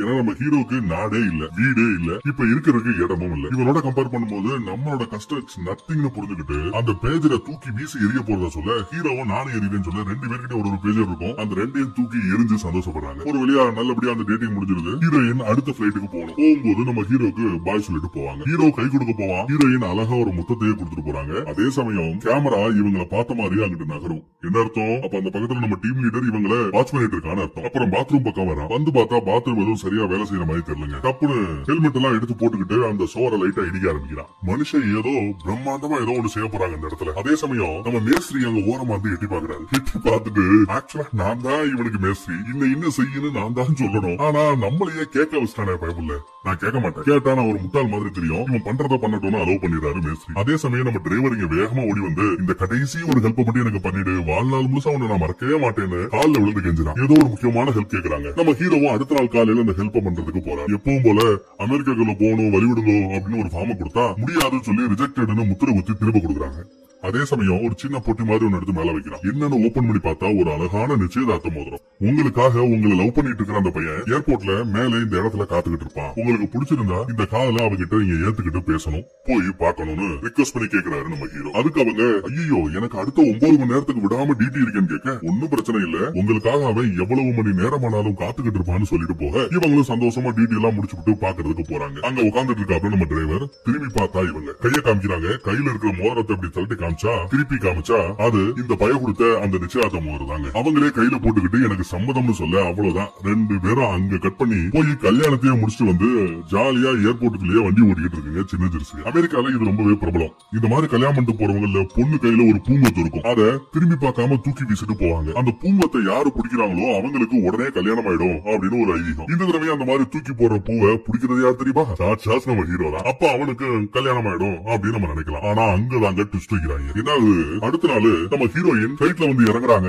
ஏர்போர்ட்டுக்குள்ள வராங்க. அதே சமயம் 4-5 போலீஸ் ரவுண்டு கட்டி ஹீரோயினை அப்படியே தனியா கூட்டு போயிறாங்க டீம் லீடரை பாக்குறதுக்காக. அதே சமயம் ஹீரோயினுக்காக வெளியில ஹீரோ கையில ஒரு பூங்கத்தோட வெயிட் பண்ணிக்கிட்டு இருக்காங்க. ஆனா பொண்ணு அழகா இந்த பக்கத்துல டீம் லீடர் கூட்டு வந்து விசாரிச்சுக்கிட்டு இருக்காரு. இப்போ வரைக்கும் நம்ம ஹீரோயினுக்கு என்ன தெரியும்னா நம்ம ஹீரோ வந்து ஒரு பில்டிங் கான்ட்ராக்டர். இங்க ஏர்போர்ட்ல பில்டிங் வேலை ஏதோ இருக்கு. அந்த பில்டிங் வேலைக்காக தான் இரவு பகல்னு பார்க்காம எல்லா நேரமும் இங்கே இருந்து அதை பாத்துக்கிட்டு இருக்காரு அப்படிங்கிற மாதிரி ஒரு அண்டர்ஸ்டாண்டிங் தான் ஹீரோயினோட பாயிண்ட் ஆஃப் வியூல இருக்கும். அவங்க நாட்டுல ஏதோ ஒரு பிரச்சனை அப்படின்னு அறவரையா ஒரு நியூஸ் தெரியும். அவ்வளவுதானே, ஒரு கம்ப்ளீட் டீடைல் தெரியாதுங்க. இப்போ இந்த டீம் லீடர் தான் எல்லாத்தையுமே போட்டு கொடுக்குறான். அவன் உங்ககிட்ட பில்டிங் கான்ட்ராக்டர் அது இதுன்னு போய் சொல்லிருக்கான். ஒரு நாள் 2 நாள் இல்ல, எவ்வளவு நாளா இங்க இருக்கான் தெரியுமா? 9 மாசமா இதே ஏர்போர்ட்ல தான் தினம் வெயிட் பண்ணிட்டே இருக்கான். அந்த மாதிரி பொண்ணுங்களுக்கு அந்த மாதிரி ஆட்களை ஏன் தான் பிடிக்குதோ தெரியல அப்படிங்கிற மாதிரி ஒரு சீனை போட அதுக்கு நம்ம ஹீரோயின் அந்த டீம் லீடரை பார்த்து பொண்ணுங்களுக்கு இந்த மாதிரி பசங்களை ஏன் பிடிக்குதுன்னு உனக்கு தெரியணுமா? சொன்னா கூட உன்ன மாதிரி ஆம்பளைகளுக்கு ஏன் பிடிக்குதுன்றது சத்தியமா தெரியாதுன்னு ஒரு நோஸ் கட்டை போட்டுட்டு அவங்க கிளம்பிடுறாங்க. ஹீரோவும் ஹீரோயினை பார்க்க முடியலன்ற அந்த வருத்தத்திலேயே அவன் ஜென்ரலா தூங்குற இடத்துக்கு வருவாங்க. ஒரு பால் அடைஞ்ச இடத்துக்கு அங்க வந்து பார்த்தா ஹீரோயின் அவனுக்கு முன்னாடியே வந்து நிக்கிறான். எல்லா ஆம்பளையும் ஒரே மாதிரி தானே, எல்லா பேரும் இப்படி சீட்டிங் பார்ட்டியா ஏமாத்துறவங்களா தான் இருக்கீங்கல்ல அப்படின்னு திட்ட ஆரம்பிக்கிறாங்க. ஏன்டா என்கிட்ட போய் சொன்ன அப்படிங்கிற மாதிரி விசாரிக்க நான் உங்ககிட்ட பொய்யே சொல்லலையே, நான் இங்க வெயிட் பண்றேன் அப்படின்னு தானே சொன்னேன் அப்படின்னு சொல்லுவாங்க. பண்றேன்னு சொன்னேன், ஆனா 9 மாசமா வெயிட் பண்றேன்னு எனக்கு தெரியாது அப்படின்னு சொல்றான். இதெல்லாம் சரிப்படாது, ஆளை விடு சாமி அப்படின்னு கிளம்ப பாக்க ஹீரோ ஒரு நிமிஷம் நிப்பாட்டுறான் ஹீரோயின். ஒரு நிமிஷமா, உனக்கு நெப்போலியன் தான் ரொம்ப பிடிக்கும்ல, நெப்போலியன் அவரோட காதலிக்காக போருக்கு போயிட்டு திரும்ப வரும்போது என்ன தெரியுமா கொடுத்தாரு அப்படின்னு சொல்லி நான் சொல்றதை விட காமிக்கிறேன் வாங்க அப்படின்னு கூட்டிட்டு போறான். ஹீரோயின் கிட்டத்தட்ட பிரேக்கப் பண்ணிட்டு போயிடலாம் அப்படின்ற மூடுக்கு வந்திருக்காங்க. ஏன்னா அவங்க இங்க வந்தது அந்த பழைய கள்ளக்காதல் இருக்கான் பாத்தீங்களா, அவன் கூட உறவை முடிச்சுக்கிட்டு அவனை பிரேக்கப் பண்ணிட்டு தான் நம்ம ஹீரோவை ஏத்துக்கிறதுக்காக இங்க வந்தாங்க. இங்க வந்து பார்த்தா ஹீரோ வேற ஒரு கதை சொல்றான். வாங்க காமிக்கிறேன் வாங்கன்னு கூட்டு போறான். என்ன காமிக்கிறான் தெரியுதா? ஒரு பாத்ரூமை இடிச்சு நம்ம ஹீரோ ஏதோ கட்டிட்டு இருந்தால பாக்குறதுக்கு பிரம்மாண்டமா பயங்கரமா இருக்குங்க. இவ்வளவு அழகா இந்த ஏர்போர்ட்ல உன்னோட நினைப்புக்காக உன்ன நினைச்சுதான் இதை நான் கட்டினேன் அப்படின்னு சொல்றேன். பார்த்தா ஏதோ அரண்மனை வீட்டுல அரண்மனை மாளிகையில இந்த மாதிரி ஒரு போர்ஷனை பார்த்தா எப்படி இருக்கும் அந்த ஒரு ஃபீல் கொடுக்கும். இதெல்லாம் பார்த்து ஏதாவது மென்டல் ஹாஸ்பிட்டல் இருந்து தப்பிச்சு வந்துட்டியா அப்படின்னு கேக்குறாங்க நம்ம ஹீரோயின். இந்த அளவுக்கு நல்லவன அவங்க பார்த்ததே கிடையாது போல. நீ ஒரு கிரிமினலா ஏதோ ஒரு டப்பா வச்சுட்டு தூக்கிட்டே தெரியாம அந்த டப்பாக்குள்ள என்ன இருக்குன்னு கூட அந்த டீம் லீடர் கேட்டான் தெரியுமா அப்படி இப்படின்னு சொல்ல அவ்வளவுதானே ஒரு நிமிஷம் இரு அந்த டப்பாவை நானே ஓபன் பண்ணி காமிக்கிறேன்னு ஹீரோ அந்த டப்பாவை ஓபன் பண்ணி காமிக்கிறோம். ஏதோ உள்ள அதிசயமா ஏதோ இருக்க போதும் அப்படின்னு நம்ம யோசிக்கிறோம். இதுக்கு 9 மாசமா கஷ்டப்பட்டு அமெரிக்காக்குள்ள போகணும்னு ஆசைப்படுறேன். அப்படி அமெரிக்காக்குள்ள போய் முடிக்க வேண்டிய வேலை என்ன இருக்கு? நீ ஒரு டெரரிஸ்டா எல்லாம் கேட்டு வச்சிருப்ப. அதுக்காக அவன் அந்த டின்னை ஓபன் பண்ணி தான் எதுக்காக வந்திருக்கோம் அப்படிங்கறத சொல்றான். அதை தட்டுறான். இந்த டின்னுக்காக தான் நான் வந்திருக்கேன். இதுல என்ன இருக்குன்னு கேட்டா சத்தியம் இருக்கு, எங்க அப்பா இருக்காரு அப்படிங்கிறான். புரியுற மாதிரி தெளிவாதான் சொல்லி தொலையா, எங்க அப்பாவுக்கு பண்ண ஒரு சத்தியம் அதுக்காக தான் இங்க வந்திருக்கதா சொல்றான். அந்த டின்னை ஓபன் பண்ணி பார்த்தா அதுல ஒரு பெரிய போஸ்டர் மாதிரி ஒண்ணு இருக்குங்க. ஒரு பெரிய கேங். அந்த கேங்ல இருக்கிற எல்லா பேரோட போட்டோவும் இதுல இருக்கு. ஒன்னா குரூப் போட்டோ எடுத்திருக்காங்க. அந்த குரூப் போட்டோல ஒரு ஆளா நம்ம ஹீரோவோட அப்பாவோட போட்டோவும் இருக்குங்க. இது எப்ப எடுத்ததுன்னா 1958 வருஷம் எடுத்திருக்காங்க. அப்படி எடுத்த ஒரு போட்டோ நியூஸ் பேப்பர்ல ரிலீஸ் ஆச்சா, இவங்க நாட்டு நியூஸ் பேப்பர்ல. சில நாள் எங்க அப்பா அந்த போட்டோவையே எடுத்து நியூஸ் பேப்பர்ல வந்து அந்த போட்டோவையே எடுத்து நாள் கணக்கா பாத்துக்கிட்டு இருப்பாராம். 7 நாள் விடாம முறைச்சு பாத்துக்கிட்டே இருப்பாராம் அப்படின்னு அந்த பழைய கதையெல்லாம் சொல்றான். இவங்க எல்லாம் யாரு அப்படின்னு ஹீரோயின் கேட்டா அந்த போட்டோல இருக்கிற நிறைய பேரோட பேரை மனப்பாடம் பண்ண மாதிரி வரிசையா சொல்றாங்க நம்ம ஹீரோ. மொத்தம் இந்த குரூப் போட்டோல 57 பேர் இருக்காங்க. இந்த 57 பேரும் ஒரு காலத்துல நம்ம ஹீரோவோட அப்பா கூட சேர்ந்து வேலை பார்த்தவங்க. அப்பா வயசாயிடுச்சு, அந்த போட்டோவையே மறைச்சு பார்த்துக்கிட்டே இருந்திருக்காரு. திடீர்னு ஒரு யோசனை, லெட்டர் எழுதணும், அந்த போட்டோல இருக்கிற எல்லா பேருக்கும் லெட்டர் எழுதணும் அப்படின்னு ஆசைப்படுறாரு. லெட்டர் எழுதுறாங்க. ஆனா நிறைய நாட்டுக்கு அனுப்புறதா டூ அட்ரஸ் இங்கிலீஷ்ல எழுதினாதான் எல்லா நாட்டுக்கும் போய் சேரும். அதனாலேயே ஹங்கேரியன் மொழி தெரிஞ்ச இங்கிலீஷ் மொழியும் தெரிஞ்ச ஒரு நன்னு, ஒரு கன்னியாஸ்திரி, அவங்களோட ஹெல்ப் எடுத்துக்கிட்டு 100 கணக்குல 1000 கணக்குல லெட்டர் எழுதி தீட்டுறாரு மனுஷன். எல்லா நாட்டுக்கும் இந்த போட்டோல குரூப் போட்டோல இருக்கிற எல்லா பேரும் எங்கெல்லாம் இருப்பாங்க நினைக்கிறாரோ அந்த அட்ரஸ்க்கு எல்லாம் அனுப்புறாங்க. நிறைய பேரை விசாரிச்சு அட்ரஸ் பண்ணி எல்லாம் அனுப்புறாங்க. மாச கணக்கா வருஷ கணக்கா வெயிட் பண்ணிட்டு இருந்தார். ஒரு வருஷம் 2 வருஷம்ங்க 40 வருஷமா வெயிட் பண்ணிட்டு இருந்தாரா நம்ம ஹீரோவோட அப்பா. எதுக்காக வெயிட் பண்ணாரு தெரியுமா? அது நம்ம ஹீரோ சொல்ல ஹீரோயின் அப்படியே அழுதுருவாங்க. நமக்கே கண்ணீர் வரும். நம்ம ஹீரோவோட அப்பா கூட வேலை பார்த்தவங்க எல்லா பேருமே அவங்களோட கையெழுத்து போட்டு பேப்பர், அவங்க கையெழுத்து போட்ட ஆட்டோகிராஃபா திருப்பி அனுப்பிச்சிருக்காங்க. இதுதான் நம்ம ஹீரோவோட அப்பாவுக்கு வேணும். தான் கூட வேலை பார்த்த எல்லாரும் கூடயுமே மறுபடியும் டச்ல இருக்கணும்னு ஆசைப்படுறாரு. உங்களால முடிஞ்சா உங்க ஆட்டோகிராஃபை எனக்கு அனுப்ப முடியுமா அப்படின்னு எல்லா பேருக்கும் லெட்டர் போட்டிருக்காப்ல. அதனாலதான் அத்தனை பேருமே அவங்களோட ஆட்டோகிராஃப் போட்டு அவங்க வேலை பார்க்கிற இடம், அந்த வேலை பார்க்கிற இடத்தோட அட்ரஸ், அங்க போன் நம்பர் எல்லாமே இருக்கும். கூடவே அவங்க ஆட்டோகிராஃபும் போட்டோ அனுப்புறாங்க. இப்படி நம்ம ஹீரோவோட அப்பா அந்த குரூப் போட்டோல இருந்த ஒரே ஒரு ஆளை தவிர மீதி எல்லாருக்கிட்டையுமே ஆட்டோகிராஃப் வாங்கிட்டாப்ல. ஆனா ஒரே ஒருத்தர்கிட்ட மட்டும் ஆட்டோகிராஃப் வாங்க முடியல. பென்னி கோல்சன் அவரோட பேரு, அமெரிக்கால தான் இருக்காரு. இவர் தாங்க அது. இவரோட ஆட்டோகிராஃப் வாங்குறதுக்கு முன்னாடியே எங்க அப்பா இறந்துட்டாரு. ஆனா அவர் சாகிறதுக்கு முன்னாடி நான் அவருக்கு ஒரு சத்தியம் பண்ணி கொடுத்தேன். கண்டிப்பா அந்த ஒருத்தரோட ஆட்டோகிராஃபை நான் வாங்குவேன் அப்படின்னு சத்தியம் பண்ணிருக்காப்ல. அந்த சத்தியத்தை காப்பாத்துறதுக்காக தான் கிட்டத்தட்ட 9 மாசமா ஏர்போர்ட்ல வெயிட் பண்ணிட்டு இருக்காரு மனுஷன். நாமளா இருந்தா என்ன பண்ணிருப்போம்? ஓயா அப்படின்னு ஒரு நாள் 2 நாள்லயே சொந்த ஊரை பார்த்து நம்ம நிறைய கட்டிருப்போம். ஆனா அவன் அந்த சத்தியத்துக்காக 9 மாசம் காத்து கிடக்காங்க. இதெல்லாம் பார்த்து நினைச்சு கூட பார்க்க முடியல. நம்ம ஹீரோயினால கண்ணீர் வெடிக்கிறான். எப்படி ஆள் பாருங்க நம்ம ஹீரோ. இங்க நம்ம ஹீரோயின் ஒரு கேள்வி கேக்குறாங்க. அதெல்லாம் சரி, நீ எதுக்காக இல்ல யாருக்காக வெயிட் பண்ணுவேன் அப்படின்னு கேட்டா உனக்காக வெயிட் பண்ணுவேன் அப்படின்னு சொல்றான். யோசிச்சு பாருங்க, ஒரு சாதாரண ஆட்டோகிராஃபுக்காகவே 9 மாசம் இப்படி கஷ்டப்பட்டு ஒருத்தன் வெயிட் பண்றான்னா இந்த மாதிரி ஒரு பையனை காதலிக்கிற பொண்ணுக்காக அவன் எவ்வளவு செய்வான் இல்லையா? அதை அவளும் புரிஞ்சுக்கிறான். அப்படியே பாசத்தோட போய் நம்ம ஹீரோவுக்கு ஒரு முத்தத்தை கொடுக்குறான். ஒருவேளை அன்னைக்கு நைட்டு சிறப்பா நல்லபடியா முடிய அடுத்த நாள் காலையில விடியுதுங்க. விடிஞ்சதும் நம்ம ஹீரோவோட கேங்ல இருக்கிற மீதி 3 பேருங்க வராங்க. ஹீரோவை பார்த்து ரொம்ப சந்தோஷமான ஒரு செய்தி ஒண்ணு சொல்றாங்க. என்ன தெரியுமா? நம்ம ஹீரோவோட நாட்டுல நடந்துகிட்டு இருந்த அந்த போர் ஒரு வழியா முடிஞ்சு போச்சு, போர் முடிஞ்சிருச்சுன்னு நியூஸ்ல வந்திருக்கு. அதைத்தான் இங்க சொல்றாங்க. அதை கேள்விப்பட்டதும் ஹீரோவுக்கு ரொம்ப சந்தோஷம். அந்த ஏர்போர்ட்ல நிறைய பேர் கூட பழகி இருப்பான். எல்லா பேர் கூட சேர்ந்து ஆட்டம் பாட்டம் கொண்டாட்டம்னு செமையா என்ஜாய் பண்ணிட்டு இருக்காரு நம்ம ஹீரோ. ஹீரோயின் அதே சமயம் வராங்க. இந்த நல்ல செய்தியை ஹீரோயின் சொல்ல ஹீரோயின் சந்தோஷப்படுறா. அதே மாதிரி உனக்கு ஒரு நல்ல செய்தி இருக்குன்னு அவங்க ஒரு பேப்பரை கொடுக்குறாங்க. என்னது இந்த பேப்பர் அப்படின்னு கேட்டா, நான் 18 வருஷமா இந்த ஏர்போர்ட்லயே ஏர் ஹோஸ்டா நிறைய வேலை செஞ்சுட்டு இருக்கேன். எனக்கு நிறைய பேரோட கான்டாக்ட் தெரியும். அதுல ஒரு பெரிய மனுஷன் உனக்காக 1 டே விசா ரெடி பண்ணி கொடுத்திருக்காங்க அப்படின்னு சொல்றாங்க. ஏன்னா இவன் போயிட்டு வர்றதுக்கு தேவை என்ன, ஒரே ஒரு நாள் போய் ஆட்டோகிராஃப் வாங்கிட்டு வந்தா போதும். இவன் இங்க வெயிட் பண்ணிட்டு இருக்கான அந்த எல்லா வேலையும் முடிஞ்ச மாதிரி தான். அந்த ஒரு நாள் 1 டே விசா அப்படின்னு ஒரு விசா இருக்கு ஆக்சுவலா அமெரிக்கால. அவ்வளவு ஈஸியா எல்லாரும் கொடுக்க மாட்டாங்க. ஒரு பக்கா ரெஃபரன்ஸோட இருக்கிறவங்களுக்கு தான் கொடுப்பாங்க. நம்ம ஹீரோக்காக கஷ்டப்பட்டு அந்த 1 டே விசாவை ரெடி பண்ணிருக்காங்க ஹீரோயின். ஹீரோக்கு அவ்வளவு சந்தோஷம், குஷி ஆயிடுறான். அப்பாடா நம்ம சத்தியத்தை நிறைவேற்ற போறோம். ஆனா அதுக்கப்புறம் தான் ஒரு கேள்வி கேட்கிறான். அதெல்லாம் சரி, யார் அவரு அந்த உயரதிகாரி உன் ஃப்ரெண்டு, இவ்வளவு பெரிய ஹெல்ப் பண்றவரு, அவர் யாரு அப்படின்னு விசாரிக்க அவங்க சொல்ல மாட்டேங்கிறாங்க. ஏன் அழுகுற? இல்ல நல்லபடியா இருக்கு. ஏன் அழுகுற? நம்ம 2 பேரும் போலாமா? 2 பேரும் போய் அந்த ஆட்டோகிராஃப் வாங்கிட்டு வரலாமா அப்படின்னு கேட்டா அவங்க முடியாதுங்கிறாங்க. அப்படியே கொஞ்சம் கொஞ்சமா அவங்க தள்ளி போக ஆரம்பிக்கிறாங்க, பிரிய ஆரம்பிக்கிறாங்க. யார் அந்த ஃப்ரெண்டு யார் அந்த ஃப்ரெண்டுன்னு கேட்டுக்கிட்டே இருப்பான். கடைசி வரைக்கும் ஹீரோயின் அந்த ஃப்ரெண்டு யாரு அந்த உயரதிகாரி யாருன்றத சொல்லவே மாட்டாங்க. ஆனா நமக்கு அவன் யாரு அப்படிங்கறது ஓரளவு ஊர்ஜிதப்படுத்த முடியும், ஓரளவு கெஸ் பண்ண முடியும். யாரா இருக்கலாம்? சாட்சா அந்த கள்ளக்காதல ஒருத்தவங்க கூட பிரேக்கப் பண்ணா பாத்தீங்களா, அந்த ஆளதான் இருக்கணும். கொஞ்சம் வயசானவர்னு தெரியும். அதை வச்சு பார்த்தா நல்ல எக்ஸ்பீரியன்ஸான ஆளு, ஒரு உயர் பதவியில் இருக்கிறதுக்கான வாய்ப்பு உண்டு. ஹீரோயினுக்காக இந்த லெவலுக்கு இறங்கி பண்ணுவாருன்னா அவருக்கு ஏதோ கிடைக்குது, அதனாலதான் அவர் இறங்கி பண்றாப்ல. சோ கூட்டி கழிச்சு பார்த்தா பிரேக்கப் பண்ண அந்த ஆள்கிட்டயே மறுபடியும் ஹீரோயின் ஜாயின் பண்ண மாதிரி தெரியுது.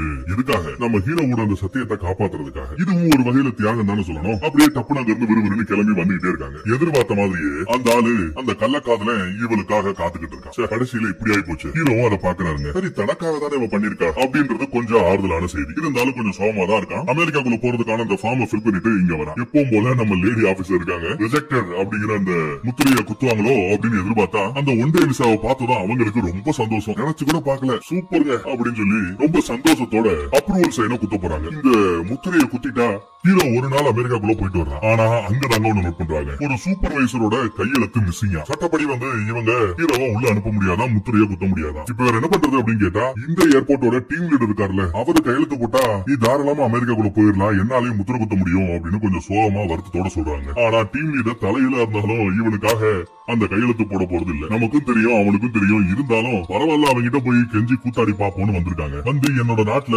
போர் முடிஞ்சு போச்சு, எனக்கு இந்த மாதிரி ஒரு ஒன்டே விசா கிடைச்சிருக்கு, உங்க கையெழுத்து வேணும் அப்படின்னு கேட்கலாம். அதே சமயம் அந்த ஆளோட திங்ஸ் எல்லாம் எடுத்து பேக்கப் பண்ணிக்கிட்டு இருக்காங்க. ஒருவேளை வேலையை விட்டு தூக்கிட்டாங்களோ நம்ம சந்தோஷப்பட்டா இல்லங்க, அவனுக்கு ப்ரொமோஷன் கொடுத்து அந்த உயர் பதவியை கொடுத்துட்டாங்க. அதனால இந்த ஆபீஸை விட்டு இன்னும் பெரிய ஆபீஸா இதே ஏர்போர்ட்டுக்கு அவன் ஷிஃப்ட் ஆக போறான். இப்போ அவனுக்கு எல்லையில்லா அதிகாரம் கிடைச்சிருச்சு இந்த ஏர்போர்ட்டை பொறுத்தளவுல. அதனால நம்ம ஹீரோவோட பாஸ்போர்ட் விசா ரெண்டையுமே கொடுத்து இன்னைக்கே நீங்க அடுத்த பிளைட்லயே ஏறி நாட்டுக்கு திரும்ப போகணும், இடத்த காலி பண்ணு சொல்லி அனுப்புறாங்க. ஹீரோ வேற வழி இல்லாம போவான். ஆனா திரும்ப வந்துட்டு அதெல்லாம் முடியாது, நான் இன்னைக்கு நியூயார்க்கு போயே திரும்ப நடமுடிக்கிறேன். அதை கேட்டது இந்த ஆளு கோவம் வருது. தேவையில்லாம பிரச்சனை பண்ணாத, என்னை பத்தி உனக்கு தெரியாது அப்படின்னு மிரட்டுவாப்ல. நான் நியூயார்க் தான் போவேன், உன்னால முடிஞ்சத பாரியா அப்படின்னு சொல்லிடுவான். உடனே அந்த ஆளு கோவப்பட்டு என்ன தெரியுமா சொல்றாப்ல, ஒன்னு ரெண்டு டேப் ரெக்கார்ட் எல்லாம் போட்டு காமிக்கிறாங்க. அந்த டிரைவர் நம்ம ஹீரோவை கூட்டிட்டு போய் அந்த சமைக்கிற இடத்தெல்லாம் சுத்தி காமிச்சிருப்பான், சாப்பாடு எல்லாம் கொடுத்திருப்பான்ல, அது சட்டப்படி குற்றமா, அதுக்காக வேலையை விட்டு தூக்கிடுவானா. அப்புறம் இன்னொருத்தவர் கருப்பா ஒருத்தவர் பாத்தீங்களா, அவரும் இந்த மாதிரி உனக்காக நிறைய தப்பு பண்ணிருக்காரு, அவரையும் வேலை விட்டு தூக்கிடுவேன். எல்லாத்தையும் தாண்டி ஒரு இந்தியன் தாத்தா இருக்காருல்ல, அவரு இந்தியால ஏதோ ஒரு கொலை பண்ணிட்டு வந்துட்டாராமே, அட்டெம்ப்டட் மர்டர், கொலை செய்ய முயற்சி பண்ணாராமே, 7 வருஷம் ஜெயில் தண்டனை அவருக்கு காத்துக்கிட்டு இருக்காமே அப்படின்னு சொல்லி மிரட்ட,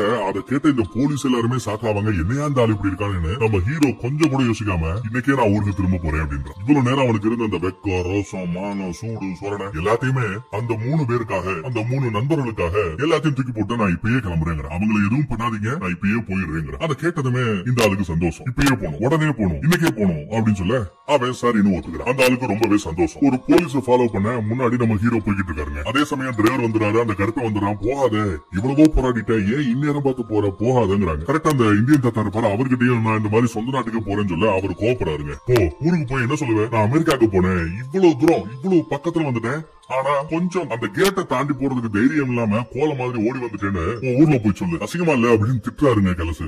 இந்த பெருசு அப்படி திட்டுது, ஏண்டா போற, இருந்து போராடுறா அப்படிங்கிறாரு. ஆனா அதுக்காக எங்க நாட்டுலதான் போர் முடிஞ்சு போச்சுல, நான் போறேன் அப்படிங்கிறாரு நம்ம ஹீரோ. இவங்க யாருக்கும் தெரியாது நம்ம ஹீரோ போறதுக்கான காரணமே இந்த 3 பேரோட வாழ்க்கை நல்லா இருக்கணும் தான். கோவத்துல தாத்தா பயங்கரமா கத்துவாரு, நீ கோலன்னு. அதையெல்லாம் காதுல வாங்காம ஹீரோ பிளைட்ட பிடிக்கிறதுக்காக நகர்ந்து போய்கிட்டு இருக்கான். இதை பார்த்து அந்த போலீஸுக்கு ஒரு மாதிரி ஆயிடுதுங்க. பெருசு உட்காரு, ஏன் இவ்வளவு டென்ஷன் ஆற, உட்காருன்னு சொல்லிட்டு, நான் ஆக்சுவலா உன்ட்ட சொல்லக்கூடாது, இருந்தாலும் சொல்றேன், உங்க 3 பேர் சம்பந்தப்பட்ட டீடைல்ஸ் எல்லாமே அந்த டீம் லீடருக்கு தெரிஞ்சு போச்சு, உங்களை காப்பாத்துறதுக்காக தான் ஹீரோ இப்போ பிளைட்ட பிடிக்க போறாரு அப்படின்றத உண்மையை பெருசு கிட்ட சொல்லிடுறாங்க. அதே சமயம் இந்த பக்கம் டீம் லீடர் இப்பதான் உயரதிகாரி ஆயிட்டார் இல்லையா, அந்த உயரதிகாரி ஹாயா கால் மேல கால் போட்டு கேமரா வழியா நம்ம ஹீரோ பிளைட்ல ஏறத, அந்த பிளைட் இங்க இருந்து கிளம்பி போறத பாக்குறதுக்காக தயாராகிட்டு இருக்கான். அதே சமயம் திடீர்னு நிறைய போலீஸ் குடு ஓடிக்கிட்டு இருக்காங்க. ஏன் இவ்வளவு பதட்டம் அடைஞ்சு ஓடுறாங்க அப்படின்னு பார்த்தா நம்ம இந்தியன் தாத்தா கையில அந்த ஃப்ளோர் எல்லாம் தொடப்பாங்க பாத்தீங்களா, மாபு, அத கையில எடுத்துக்கிட்டு அவ்வளவு பெரிய பிளைட், அந்த பிளைட்டை நிப்பாட்டுறதுக்கு நேரா ஓடுறாருங்க மனுஷன். இத கேமரால பார்த்த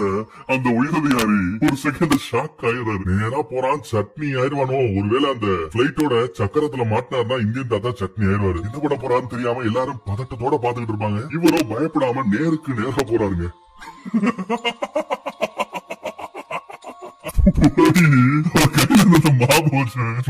சக்கரத்தை ஒரு தட்டுவாப்ல, பிளைட் நின்றுடும். அதுக்கப்புறம் தான் எல்லா பேருக்கும் உசுரே பாருங்க. அப்படியே நம்ம ஹீரோவை பார்த்து, டேய் தம்பி, நான் என் சொந்த ஊருக்கு போறேன்டா, என் பொண்டாட்டி பிள்ளைகள் எல்லாம் பார்க்க போறேன்டா அப்படின்னு கத்துவாரு பெருசு. என்ன அர்த்தம்? எனக்காக நீ கஷ்டப்பட வேண்டாம், தோக்க வேண்டாம், நான் என் ஊருக்கு போறேன், எங்களுக்காக நீ விட்டு கொடுக்க வேண்டாம், நீ போராடுறாம அவனே அப்படின்னு சொல்லாம சொல்றாரு இந்தியன் தாத்தா. இந்தியன் தாத்தா தாங்க. வேற லெவல்ல இந்த படம் பார்க்கும்போது இந்தியன்ஸ் மேல இந்த படத்தை பார்த்த அமெரிக்கன்ஸுக்கு எவ்வளவு மதிப்பும் மரியாதையும் வரும். யோசிச்சு பாருங்க, எதுக்காக பெருசு இப்படி எல்லாம் பண்ணுது அப்படின்னு பார்த்தா, இப்போ அந்த போர்டை பாக்குறான். போர்டுல நம்ம ஹீரோவோட சொந்த ஊருக்கு போறக்கூடிய அந்த பிளைட் இப்போ நம்ம தாத்தா பண்ண இந்த கூத்துனால டிலே ஆயிடுச்சுங்க. இதெல்லாம் சரி பண்றதுக்கு இன்னும் 2 மணி நேரம் ஆகும். அனௌன்ஸ்மெண்ட் வருது. இதுக்கு தாங்க நம்ம தாத்தா இந்த செட்டப் பண்ணிருக்காரு.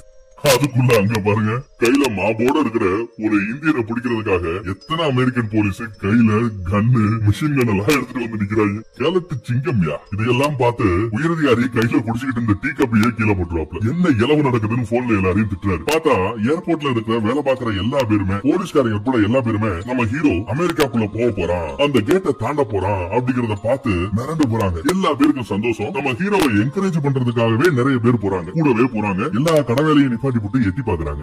சிங்க நட போட்டு போய்கிட்டு இருக்காருங்க நம்ம ஹீரோ. காட்டு தீயா அங்க எல்லா பேருக்கும் பரவுது. ஓட்டு கடையை போட்டு ஓடி வராங்க. ஒரு பெரிய ஊர்வலம் மாதிரி ஏர்போர்ட்ல ஒரு பெரிய கலவரமே நடக்குதுங்க. எல்லா பேருமே வாழ்த்து சொல்றாங்க, கிஃப்ட் கொடுக்குறாங்க, எடுத்துட்டு போன அள்ளி எள்ளி கொடுக்குறாங்க. ஒருத்தன் இவ்வளவு நல்லவனா செல்பிஷா இல்லாம பாசத்தோட இருந்தா எவ்வளவு பேரு திரும்பி பாசத்தை காமிக்கிறதுக்காக காத்துக்கிட்டு இருக்காங்கன்னு பாருங்க. இதெல்லாம் பார்த்து அந்த டீம் லீடருக்கு ஏதாவது புரியும்? ஒன்னும் புரியாது. அதிகாரத்தை காமிக்கணும் தான் ஆசைப்பட்டு இருப்பான். போன் பண்றான், கேட்ல எல்லாரும் நில்லுங்க, அவன் வெளியே போக கூடாது, விட்டுறாதீங்க அப்படின்னு போன்லயே உத்தரவு கொடுக்குறான். இங்க வரிசையா போலீஸ்காரங்க நிக்கிறாங்க. அதை பார்த்ததுமே உயரதிகாரிக்கு ரொம்பவே சந்தோஷம். நம்ம ஹீரோ கிட்ட வந்து அந்த போலீஸ்காரங்களோட சீஃப் பேசுறாப்ல, இந்த கேட்டை தாண்டா அமெரிக்காக்குள்ள போயிடலாம், அமெரிக்கா ரொம்ப குளிரும், அதனால இந்த கோட்டை போட்டுக்கிட்டு போதம்பி அப்படின்னு சொல்லி நம்ம ஹீரோவா வழி அனுப்ப வைக்கிறாப்ல அந்த போலீஸ் சீஃப். இத பார்த்த உயரதிகாரி ஒரு செகண்ட் ஆடி போயிருவாங்க மனுஷன். இல்ல புடிங்க, அவனை அரெஸ்ட் பண்ணுங்கன்னு ரேடியோல கத்துவான். ஆனா இங்க இருக்கிற எந்த போலீஸுமே அந்த ரேடியோ கால்ஸ் அட்டன் பண்ணவே மாட்டாங்க. ரேடியோ எல்லாரும் ஆஃப் பண்ணி வச்சிருக்காங்க. கேட்டை திறந்து போடாமோனே அப்படின்னு விட நம்ம ஹீரோ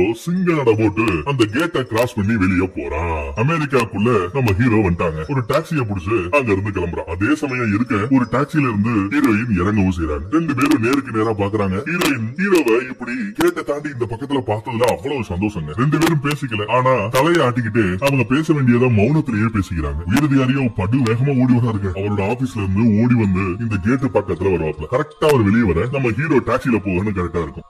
அங்க ஒரு போலீஸ்காரன், சார் இன்னும் ஒண்ணு கெட்டு போகல, இப்ப நீங்க விருப்பப்பட்டா சிக்னல்ல நாங்க ரெட்ல போட்டு நிப்பாட்ட முடியும், இந்த ரோட்டையே நாங்க பிளாக் பண்ண முடியும், இந்த ரோட்ல இருக்கிற எல்லா வண்டியையும் எங்களால செக் பண்ண முடியும், சொல்லுங்க சார் பண்ணிடலாம் அப்படின்னு சொல்றான். உயரதிகாரியை என்ன நினைச்சாருன்னு தெரியலங்க. போங்கயா, இன்னும் எவ்வளவு வேலை இருக்கு, இன்னும் கொஞ்ச நேரத்துல 2-3 பிளைட் வேற வந்து இறங்கும், போய் வேலையை பார்ப்போம், பொழப்ப வாங்க அப்படின்னு அவரே பொழப்ப பாக்குறதுக்கு கிளம்பி போயிடாருங்க. இத்தனை பேர் நல்லவர்களாகவும் நல்லதை பாராட்டுறவங்களும் இருக்கும்போது ஒரு ஆள் கெட்டவனா இருந்தா கூட அவனும் நல்லவனா மாறிடுவான். அதுக்கு இந்த படம் ஒரு அருமையான உதாரணம். எதிர்பார்த்த மாதிரியே நம்ம ஹீரோ டாக்ஸில ஏறி ஒரு ஹோட்டலுக்கு போறான். அந்த ஹோட்டல்ல இந்த ஆள் எங்க இருப்பாரு அப்படின்னு தேடி கண்டுபிடிச்சு ஒரு ஆளை பார்க்க போறாங்க. அவரு ரொம்ப அருமையா இசை கச்சேரியா நடத்திக்கிட்டு இருக்காரு. அங்க அவரை பார்த்து, நான் உங்களோட ஃபேன், உங்க கூடயே எங்க அப்பாவும் ஒரு காலத்துல வேலை பார்த்திருக்காரு அப்படின்னு அந்த விஷயத்த எல்லாத்தையும் சொல்லி அவர்கிட்ட அந்த ஆட்டோகிராஃபையும் வாங்கிட்டாருங்க மனுஷன். அப்பாவுக்கு பண்ண அந்த சத்தியத்தை நிறைவேற்றிட்டாரு.